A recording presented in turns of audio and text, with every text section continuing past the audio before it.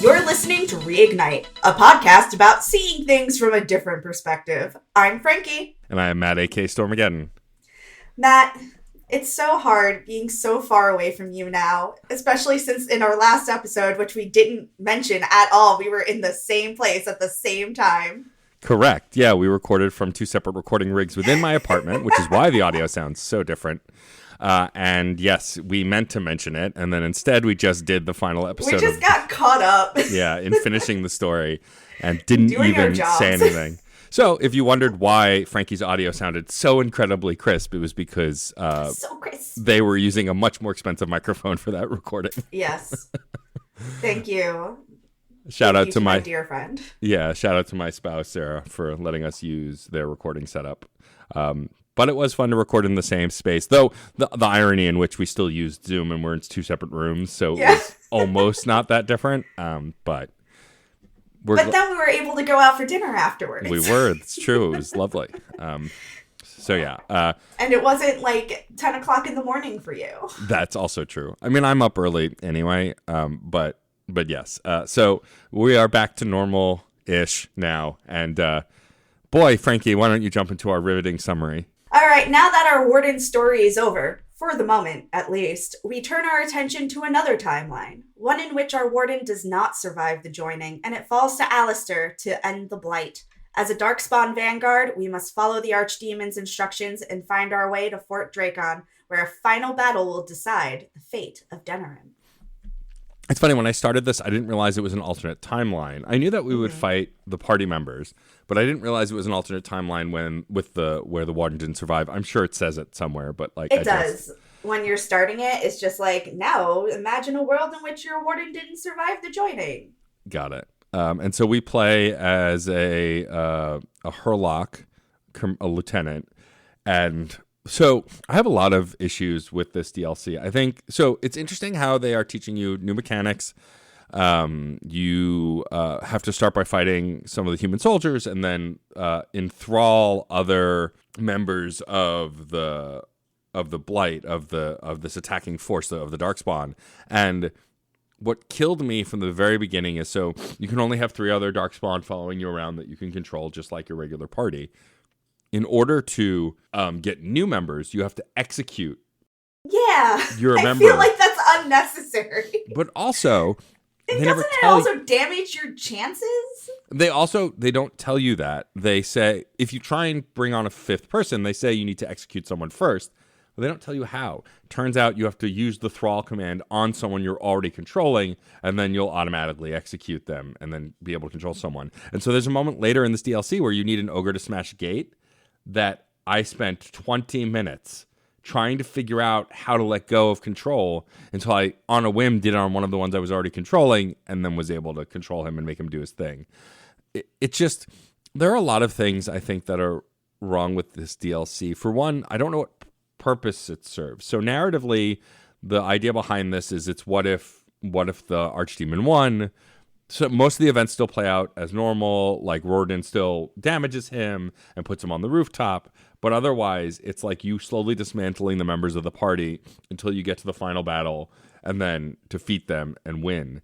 And typically perspective shifts like this, you're getting a narrative purpose or like an insight to the characters, but there is no real insight here because these are cartoonishly evil creatures, right? There is no redemption for the Darkspawn like they may be for vampires or even the werewolves earlier in the game or whatever. Like playing as the werewolves from the opposite side of that conflict, that would be interesting because there's more to those characters than just being mindless beasts.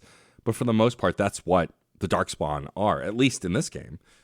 I almost would have preferred playing from the perspective of like a more lower ranking Darkspawn and just your story being like just survive the day, and you like trying to make sense of what is happening around you, because then there's more of a story happening because you're learning, like especially if you're a new Darkspawn and you're like, okay, I'm thrown into this world, these are the things I need to learn. But I don't know. What I didn't like is that they just throw you into it and just like, you know how to use all these abilities, have fun. Yeah. And like, A tutorial would have been nice because the Darkspawn have different abilities than all the other classes. Some of them overlap, like the warrior class and the vanguard. But like I never played as a warrior. I don't know how to use these abilities. I'm like button mashing the entire time. I'm just like I don't know what to do.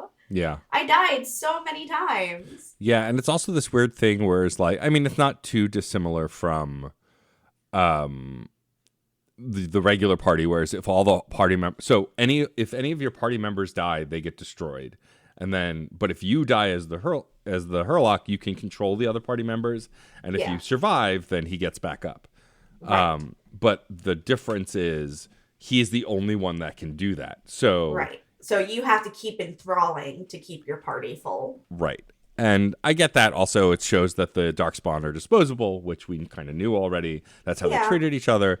But like also, I guess to get it out of the way, the structure of this is you first are taught how to thrall, and then you go through the different areas that you went through as the party. Now, as from a Darkspawn's perspective, you go to the market, then you go to the alienage, then you go to outside Fort Dracon, and then you go... Thankfully, you don't have to fight your way through Fort Dracon. You just go right to the top. I was so pleased when it was like, oh, I'm on the roof. Great. And as you go, you fight different members of the party. You fight Wynn. You fight... I just want to get it out of the way up front. I just didn't enjoy this. This was not fun for me. However, I did really enjoy getting to kill Vaughn and Ogren. That made me very happy. Oh, and also Arl Howe, because it's always fun to kill Arl Howe. He sucks. Yeah. You know, I mean, I'm from the same place. I didn't enjoy it either. I wrote at one point in my notes that I hate this. And what was the point? Which I'm never that typically. Yeah, I mean, anyone who listens to this show and especially listens to my other video game podcast knows I try to take an optimistic view on video game design, development, and creation. But I mean, I feel like it's a little harsh, but this does feel like wasted dev resources. I just don't understand why. Let's establish something up front. What makes good DLC? Sure. I mean, so I think what the best DLC enhances the existing story or tells a parallel story, expanding the entire world, right? Most DLC, like for example, some of the best DLC in Mass Effect made the world bigger. But at the However, I would argue with you. I agree with that point. I would argue that good DLC doesn't feel integral to the story. Right. It's something, yes. I think that the counterpoints to that would be like Citadel, because that is incredibly integral to the story. I think that Citadel is good gameplay. Yeah. But should be considered part of base game. Yes. I mean, well, that's part, I mean, but see, you're bringing up a good point, is that unfortunately DLC from this era on, I mean, this is when we started to get it, often felt like an extension of game development and not an addition, right? Like Shell, for example, is good DLC. If you don't have Shell, it's a bummer. Shell rules, but Shell is not integral to the main narrative. So she feels like DLC. She feels like an add-on. Whereas something like most of the other DLCs we're going to play, except for Awakening. Awakening also, I would argue, is good DLC. Too long, but good. But like the other two small stories about Morrigan and Liliana, I feel like that's good DLC, right? That's extra narrative that if you don't play and just finish the game, it doesn't harm your understanding of the story at all. Right. Well, one of them I would argue once we get to Inquisition does, but it's neither here nor there. I don't think that it does, honestly. Like, I think you can skip Witch Hunt and like go into Inquisition, just be like, oh, cool. Yeah, there's that character I know. I mean, that's true because you're different characters. If we were still the warden through all three games, I would argue differently, but you're right. But anyway, the reason I think that this DLC feels like a waste of resources, which is a harsh thing to say, but I have a reason, is because it doesn't add anything to the main narrative. Agreed. It doesn't add anything to the perspective of the villains. Like now, if it were DLC like this in the third game playing as what's his name? Corypheus. Like, or one of the lieutenants. Right. Like that would make more sense because Corypheus is more than just a monster. He is still a very comic booky villain, kind of cartoony villain, but like, he has a consciousness. He has like sentience. whereas Darkspawn are just doing what the Archdemon tells them. They're more bestial, the Darkspawn and the Archdemon. More instinct than intelligence, I would say. And I think that's what makes this DLC really rough. But also, like, this just feels like very edgy of the 2000s, of the time DLC, right? Like, oh, you want to play as the villains and kill the heroes? Like, it just, that seems to be the purpose to me. Yeah. And I don't have any interest in that. I found it boring and repetitive, and it was very combat driven. There was no additional lore. Like, we find out nothing about how the Darkspawn like think, or even if they think or feel. Like, just that's not even touched upon. No. Which you could argue implies that they don't. Right. But we know from other games that that's not entirely true. Right. Well, and also you made another good point. It's very combat driven. As we've discussed, the combat is the worst part of this game. It's nothing to write home about, guys. Right. We don't need more combat. Like, unfortunately, this game lives in two worlds between like CRPG and turn-based RPG, and doesn't do either particularly well. The only reason I enjoyed combat as a ranger is because there was none. I turned on all my buffs, summoned an animal, and auto-attacked until things died. Like, yeah, it was mindless in not a bad way, and so like, for me, that made it functional. But like this, I played as a warrior. My first playthrough, I think I mentioned before, was as a dwarf warrior.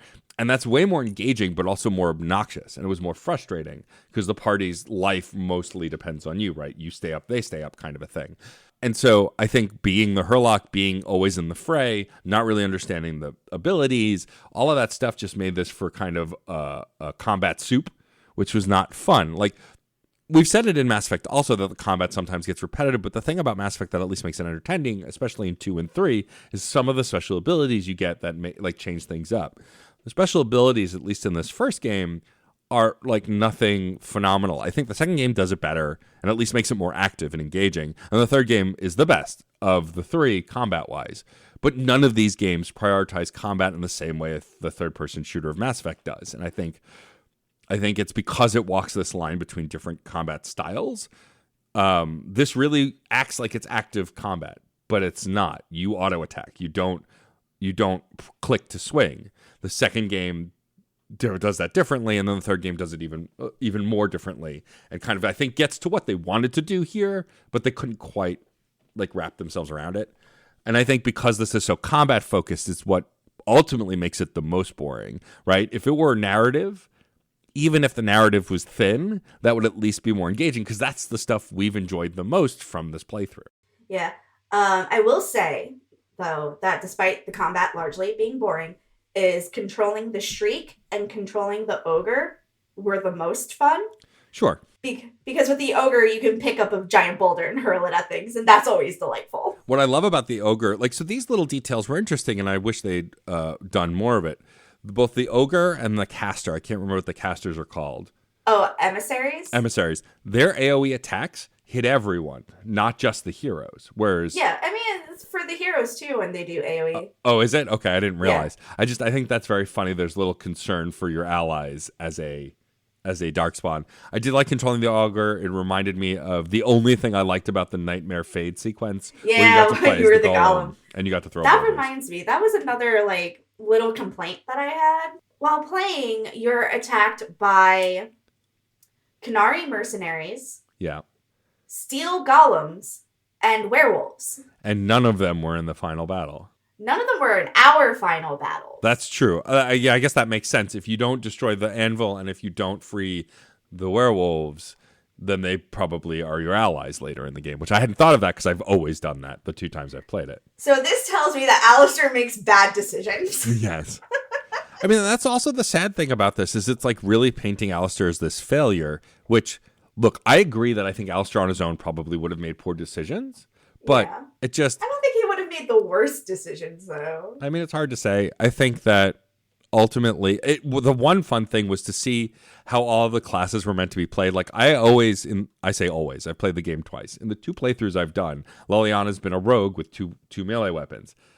She was a ranger in this, and it's just very funny to me because, like, I never think of her as a ranger, but it makes sense. I usually stat her as a ranger and Zevran as dual wielding. It makes sense, but because in the first playthrough, I was so smitten with Liliana, I wanted her on the front lines with me because I was a warrior, and I didn't care about Zevran, so I didn't pay attention to him. Like, it's so funny to then play through this and see, oh yeah, right, she's supposed to be a ranger.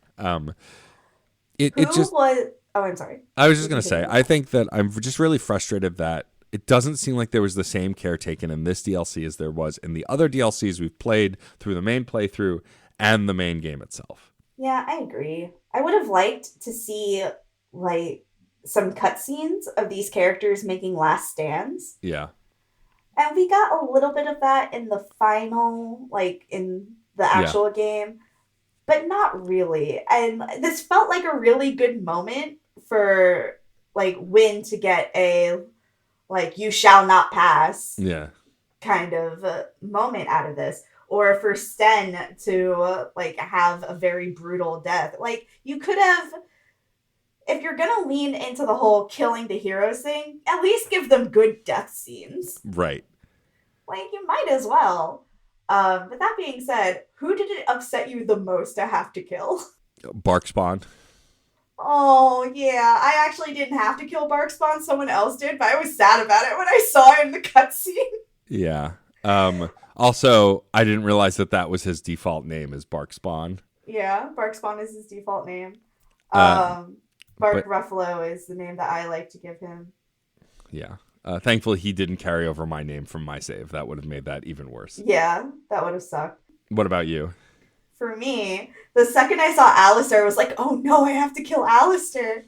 And one of my partners was with me, watching me play, and he got very excited about the fact that I had to kill Alistair. Sure. Mainly because it was upsetting me. Right.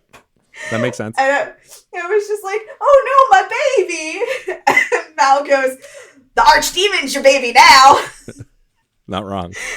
And I'm like, but he's my sweet cheese. And Mal's like, grate him. I mean, the good thing is you don't actually have to kill him. He's the last one to survive. So once everyone else dies, it ends. But it still was upsetting. I was like, oh no, that's my boyfriend. Yeah, I love him. I was so disassociated from this DLC that when I killed Zevran, I didn't even think of it. Like, I didn't even register. It's just another elf to you, huh?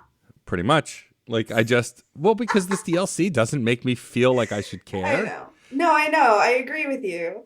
Also, I did have some funny banter with Mal about the elves because I was like, oh boy, I get to kill defenseless elves now because nobody thought to give them any armor or any defenses or any soldiers to protect them. Yep. Because nobody cares if the elves live or die. Womp womp. Yeah. Like, I think that's the thing that's most disheartening about this is like, we're not really, again, given a reason to do it, right? We are told, which I guess to its own narrative degree makes sense. The Archdemon just tells you what to do and you do it. And so that's what we did. And it did emulate that, but also the mechanical stuff of like needing a certain ogre to smash a gate, needing a certain one of the other Darkspawn to break the alienage gate. Like, there's no purpose to it. Again, the combat mechanics and puzzle solving in this game are either really asinine or really annoying. And so this kind of fell somewhere in the middle and was like not really fun to do at all. Like, and I tried the different Darkspawn to see their different abilities and see if like I enjoyed playing as any of them. And I did enjoy the ogre and I enjoyed the caster just because I could stay the hell away from the enemies and like survive. There's one piece of lore that we do get. Okay. I don't know if you saw this or picked up on this, but do you remember Wade, the blacksmith with the Drake scale armor? Oh, yes. We encounter Wade and his partner, who turns out to be a desire demon. Yeah, oh, I did see that. And I didn't understand what had happened there. It happened so fast. Yeah. But yeah, he turns into a desire demon and then they teleport away. Yeah, she whisks him away and I'm just like, you motherfucker. I wonder if there's a way to there must be a way to find that out during the main game, I guess, right? Otherwise, why would they put that? Really interesting. Yeah, that's all entirely the Darkspawn DLC. Dumb. I really wish they had done more with that because I thought it was so funny because it makes so much sense why this guy is so salty with you when you show up. Yeah. And he's just like, oh, motherfucker. Yeah, and is frustrated that you have engaged him in a way with the Drake scale armor that like is distracting him from something else. Yeah. Yeah. There should be something about that in the main game. That's dumb that they just tease it there. I mean, it's a good bit if you're paying a close attention, but like again, I totally missed it because it was so fast. Yeah. And like the only reason I got to kill Vaughn is because I was like, oh, I have to kill 10 civilians, which I did not successfully do. No, because they keep running, and because you have to stop to auto attack, you can't actually frickin' hit them. For me, it was the other Darkspawn were killing the civilians, and it wasn't counting. Oh. Yeah. I was like, that's stupid. That should count. Yeah. They're my Darkspawn. We're all Especially marching if together. they're in my party. Yeah. It was just very annoying. But that's how I got to kill Vaughn, because he was running away like a little bitch. I hate Vaughn. He's a rapist. He is irredeemable, and he sucks. That's why I enjoyed killing him. Fair enough. It was fun. I felt bad about killing Shiani, though. Yeah. And Tegan. Yeah. Yeah. It just made me so sad. Also, I had to kill, I can't remember his name, the dwarf vendor in the market. Cardal. Because no, not Cardal. Gorham? Oh, Gorham. Gorham is important in the Highborn dwarf storyline. He's one of your best friends, and I thought he was the outcast dwarf's friend. No, it's the other way around. Because he goes to the surface after you leave because he has the freedom to do so, and he becomes a merchant. Right. And so I felt bad killing him because I remember because he's from my first playthrough, so he stuck with me. It's just pointless. It's just boring. It's not fun. It again doesn't give us more insight to the Darkspawn, to their narrative, where they come from, why they're there. Literally nothing. They could have, like, how the archdemon is created, where the archdemon comes from. Is it taken over by a regular natural born dragon? Is it the only kind of dragon that there is? Like, it's like we get no answers, and it just seems like why create something like this? Like, again, I think it's just edgy 2000s, be the bad guys, kill the good guys. Like, that's all I think the point is. And let us not forget that this is a product of the time. Sure. Like, we are dunking on something that is old. Sure. Like, let's take a moment to acknowledge that. But still, like, we're allowed to criticize something. Yeah, I mean, I don't know that I would have enjoyed it at the time. And, like, a friend of mine is doing a podcast side series about playing retro games because he never played retro games growing up, like Nintendo and Super Nintendo. And, like, he is criticizing the game design because he has no nostalgia, right? Like and I think it's a good point. It's like, yes, I'm not saying how could they do this, but I am questioning the purpose of the narrative stuff. The game design stuff, fine. The fact that it was boring, the combat sucks. I mean, you could say that about parts of the regular main game. That's not my critique. I will. Right. That's not my critique here. My critique is the narrative stuff, which they could change. There was nothing stopping them from adjusting the narrative here because they've had so much in-depth narrative for a bunch of... Now, yes, maybe the DLC was rushed out the door. Maybe, maybe they needed to just get something in the marketplace. Right. And so it's hard to speak to that because, again, I came to this game much, much later. But, again, from where I'm sitting, there's not enough... Like, again, I'm glad we are playing the Dragon Age series. I enjoyed covering the main game. It wasn't always great, but I enjoyed it, even if, as a whole, I could say Origins is probably the weakest of the games. Yeah, I would agree with that. We'll get into more details of that as we cover more of the series. But I expected more from this because if you're making me play as the villains, again, like, I think a villain DLC would have been better if you got to play as Loghain. See his reasons. Oh, yeah. Like, play as Loghain, walk around with a party like Arl Howe and some other folks, and, like, get to see why he did what he did or get his perspective on stuff. That would be interesting. You remember in Fable 3 where you're trying to dethrone your evil brother who's the king? Nope, but I believe you. Sure. You find out that he has a reason for why he's doing all these horrible things, and it's because he knows that a terrible war is coming. And he needs to make sure that there is enough money in the treasury to fund this war and to protect his people. And in trying to make sure that this future is secure, he is damaging the lives of the people in the present. So what I would have liked to see is, from Loghain's perspective, some kind of sense that he had seen something or experienced something Right. that could convince us as the viewer that he had merit in his approach.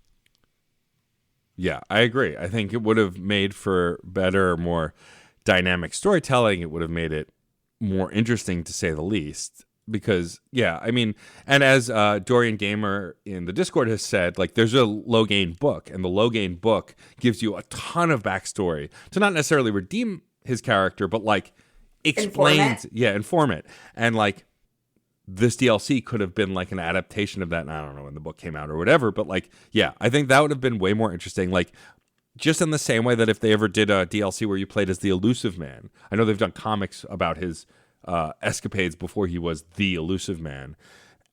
That also would be interesting to me, because dynamic characters like that are interesting to explore. But being effectively a zombie, like, they are more communicative than zombies, but effectively a zombie, kill and eat, like, it just wasn't fun, you know?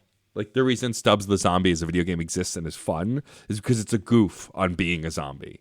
This being, like, very straightforward and somewhat serious just ends up falling flat.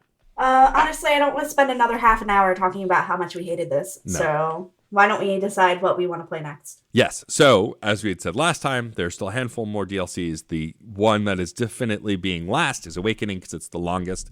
But we have 3 other DLCs, one centering around golems, Liliana's Song, which is Lilia going after Marjolaine, and Witch Hunt. No, it is not. Oh, it's not.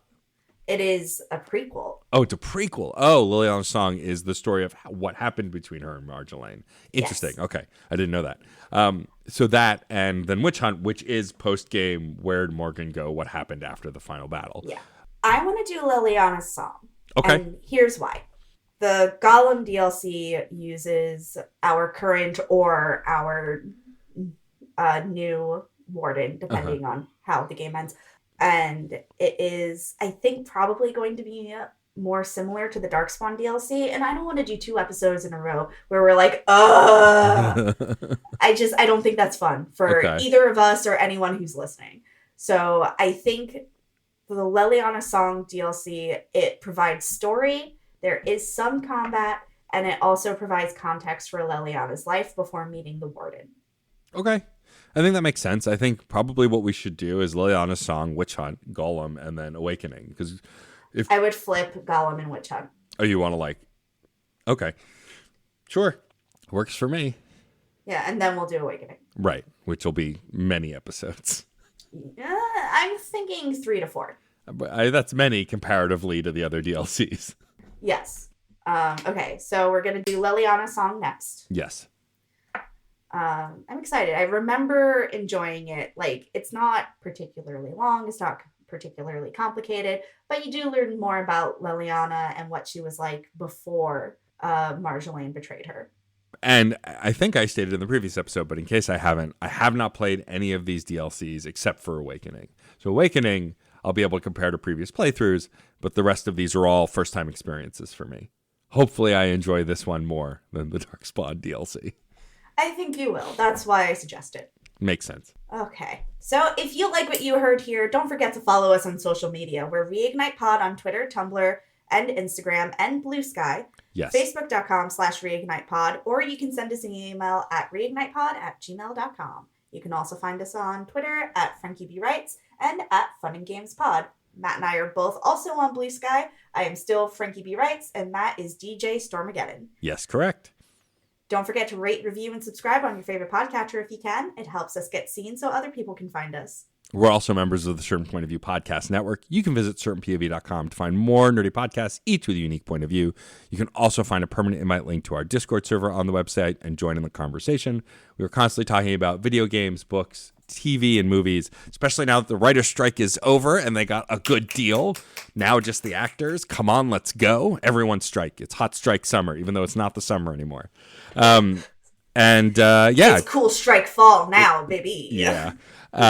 But if you want to come chat, it's become a much more lively place. We have some good folks hanging out, some of my favorite folks in and around nerdy podcasts and podcast adjacent stuff. So come hang out with us. Yeah. As for personal plugs, I am not working on any projects right now. I continue to be but a humble researcher. So if you like what I contribute to the show, you can kick me a few bucks on Venmo at Frankie Brad is hella rad. I am also on Revolut at Frankie B Writes. As for me, I have no major announcements other than I will be at PAX Unplugged in December. Jeff and I will be covering it for Fun and Games. So if you will be in the Philly area for that board game event, come find me. Otherwise, you can find all the stuff that I do at djstormageddon.com. We have a Patreon for Fun and Games. I have a Ko-fi for myself. I have a merch store for myself that does feature a few things from the podcast as well. Feel free to go check that stuff out there. We'd like to thank Carter's husband for developing some amazing t-shirt designs that you can find at certainpov.com or on the Teespring, as well as designing each individual episode art that we do for the show. Exciting news. iTunes will finally start featuring individual episode art. The pioneers of podcasting are finally getting with the program. Most platforms now do show the individual art. I know that our Spotify definitely does. So yeah, if you have been not been listening on the platforms that show it, maybe just take a look because some of that artwork's pretty damn cool. Shout out to my darling husband who did get our new logo on a muscle tank so he can rep our show when he's working out. Nice. Good job. Good job, Hubs.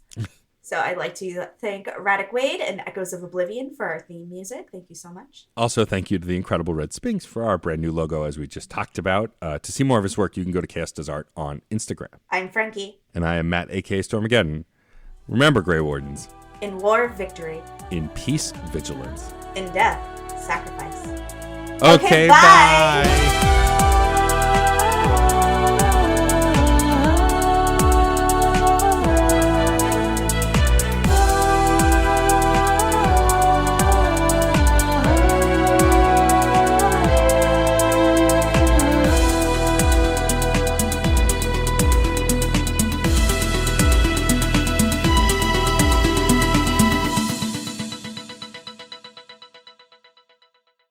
Video games are a unique medium. They can tell stories, Immerse us in strange, fantastic worlds. blur the very boundaries of our reality. But at the end of the day, video games are fun, whatever fun is to you. I'm Jeff Moonen, And I am Matt, a.k.a. Stormageddon. and on Fun and Games, we talk about the history, trends, and community of video games. It's a celebration of all the games we play and all the fun we find within them. And there's so many more games out there, so we hope you'll share in that conversation with us. Fun and Games podcast with Matt and Jeff. Find us on certainpov.com or wherever you get your podcasts. And happy gaming.